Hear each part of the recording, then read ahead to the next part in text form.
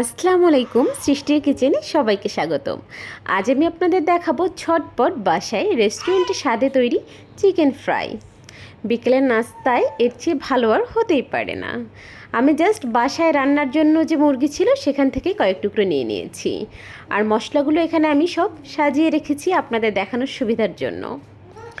আমি এখানে নিয়ে নিয়েছি প্রথমেই ময়দা হাফ কাপ পরিমাণ, চিনি 1 চামচ পরিমাণ, লবণ স্বাদ মতো, 1 চামচ পরিমাণ শুকনো লঙ্কার গুঁড়া, 1.5 চামচ আদা, 2 চামচ রসুন বাটা, আর একটি ডিম।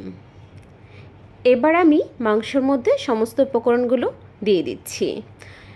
মনে রাখতে হবে সবগুলো উপকরণ দেওয়ার পরে মেখে ভালো করে এটাকে ফ্রিজে আধা ঘন্টার জন্য রেখে দিতে হবে। আধা ঘন্টা যদি ম্যারিনেট করা হয় তাহলে মশলাগুলো আসলে মাংসের মধ্যে ঢুকে যায়, খেতে খুব টেস্টি হয়। তো সব মশলা দেওয়া হয়ে গেলে ডিমটা আমি দিয়ে দিলাম। এবার আমি সবগুলো মেখে নিচ্ছি। ভালো করে মেখে এটাকে আমি ফ্রিজে রেখে দিচ্ছি, যদিও আমি এটাকে ডিপে রেখেছি। দেখতে পাচ্ছেন ঠিক এরকম হবে টেক্সচারটা। এবার এটাকে আমি ডিপে রেখে দিচ্ছি আধা ঘন্টার জন্য। ঠিক আধা ঘন্টা পর বের করে আমি গরম তেলে ভাজতে দিয়ে দিয়েছি। দেখতেই পাচ্ছেন কতটা ক্রিস্পি লাগছে বাইরে থেকে দেখতে। এটা খেতেও খুব সুস্বাদু হয়, একদম রেস্টুরেন্টের মতো।